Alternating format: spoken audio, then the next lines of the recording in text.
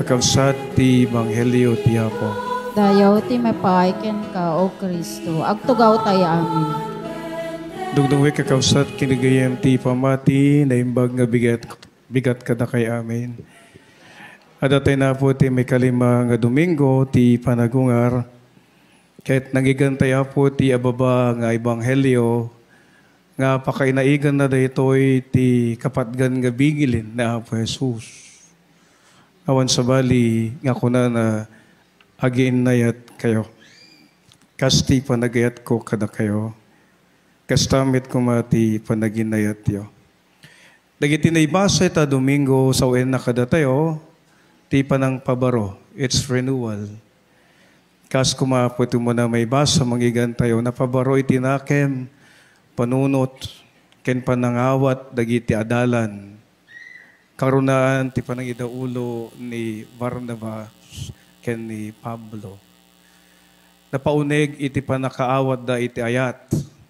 Awan sa bali, haan lang ati ayat, nga narabaw nga panakaawat ti tao, kas may satirik na, love is just an emotion, a carnal feeling. It's a more on the human love. But with the gift of Easter, iti sagot ti panagwar ni Jesus, ket napaunig iti panangawat da, iti nanunig pa nga kay papanan ti panagayat, which is the highest form of love. And this is the divine love or agape. Agape kat nasawi na po nga daytoy kat concretize makita iti panagbiag ken inaldaw-aldaw nga panagbiag tayo babaen iti umno ken pudno apan ang ipatpatig tayo ti tunggal maysa. We've been hearing the word agape from then on. And sometimes we ask the very question, what is agape all about? When we say agape, this is an expression of a deeper meaning of love, which is enveloped with our sincere helping, caring with one another. That's why we say it agape.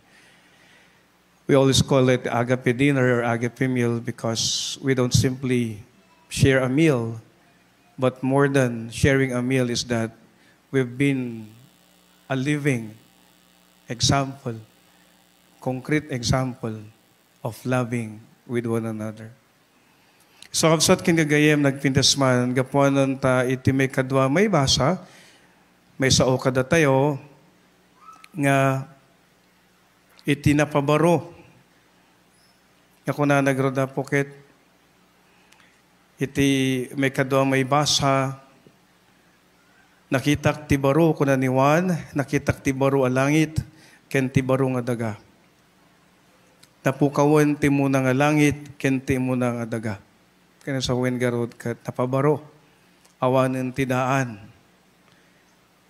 Ket nakitak ti nasantuan nga syudad, ti barong Jerusalem, abo mababa manipod langit, gagapo iti Dios.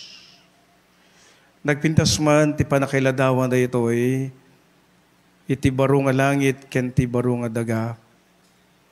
Nga da ito yung mati karkararagan tayo po.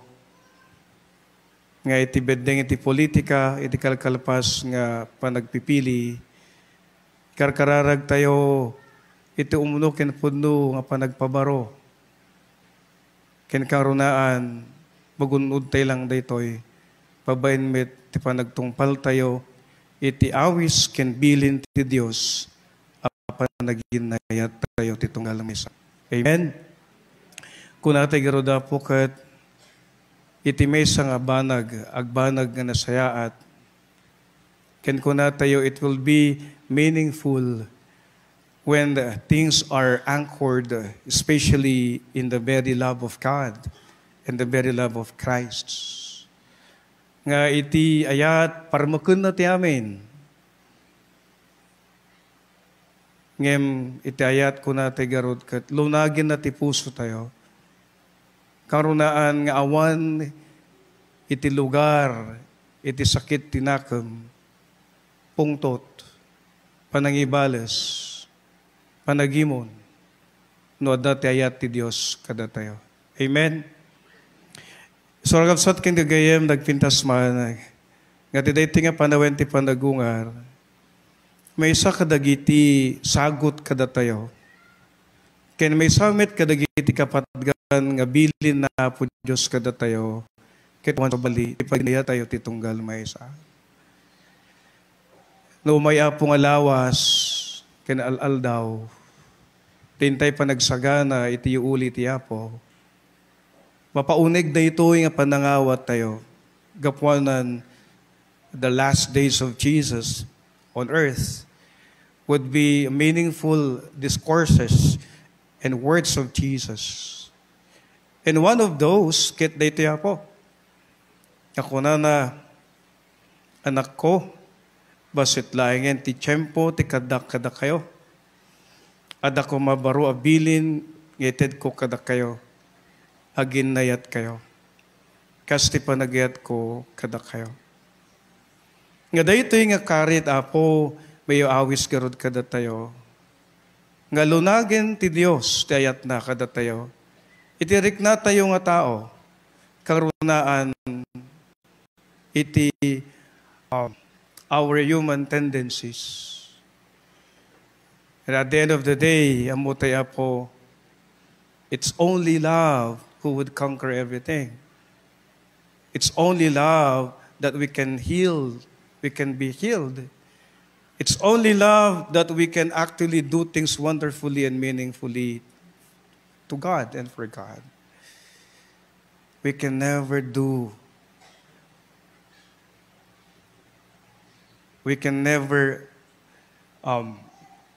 antay Apo makapag serbiti na pudno. Nawadala ta Apo iti sakit tinakim itirik na ken iti kuna tayo isip tayo. We cannot fully serve outmost when we cannot really forgive. And we cannot actually serve meaningfully pag meron pong sama ng loob at puot at galit sa ating puso. So Apo ko natin garon anyan, taday ito yung abilin na Apo, Jesus kat nagpatiglaunay kada tayo. Kada ito yung met iti makagapo, itintay nga panakimisa, titunggal Domingo. Nga ramrambakan tayo kan kanayon, tinidaklan nga sagot na Apo Diyos, sawan sa bali iti Eucharistia, nga isumot ti panagipaay, ken panagpakita ti Dios kada tayo, tinindaklan nga ayat na, babayin ken Apo Jesus, ani sakripisyo. Isugod gavsat ken gagayem, and every time we come to celebrate the Holy Mass, it's always an invitation that this is the sacrament of love. That we should always have the love in our hearts. And that's love marked by our willingness to forgive, our willingness to understand, and our willingness really to love unconditionally. We know that the gospel today poses a great challenge. It's a radical invitation for all of us. A radical in the way that it takes one to be convinced, really, to accept and live this gospel and invitation of our Lord. It's easy to say, amen, but it's difficult and challenging to live with. But we always believe. When we always love accordingly to God's love, we will learn how to forgive ourselves. And we learn that at the end of the day, what really matters is that we and you are able to love even the unlovable, even to those who are not so kind to you, not so good to you. It's the most challenging part of the life of a Christian. Amen? Nagrigata po ayaten tehan nga managayat. Amen? Narigat nga ayaten tehan nga nasungpet. Kanyam. Amen? But you see, try. Love even the unlovable. Be kind even those who are not good to you. It's a great blessing. And there is a healing and forgiveness in your heart and in your mind. Amen? The greatest love is marked by our willingness to forgive. Actually po, hindi po natin nare-realize. Hindi po yung tao, kundi yung sarili mo una. There is always healing in you when you learn to forgive and understand. Because the mind says, I will. Or the heart says, I will. But the mind says, it holds you back. Amen. And when your mind is holding you back, this is actually what we call pride. Pride. But deep in our heart, when we learn to forgive and understand, that's the greatest healing. And you will really feel the love of God in you. Nagpintas mo na po. Kung nagkaroon ka, I think in the Diocese of Bayumbong, this Sunday is the most memorable Sunday. This Sunday is the most emotional Sunday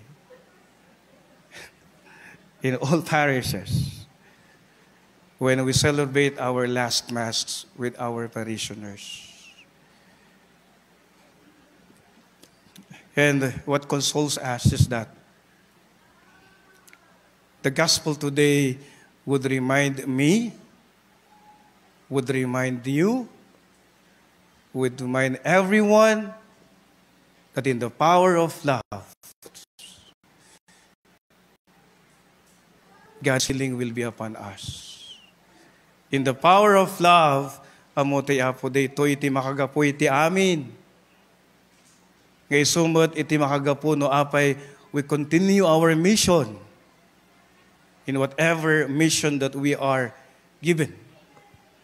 In the power of love, we know that the power of love can turn meaningful, wonderful, and great things. Isurag kapsat king gagayem,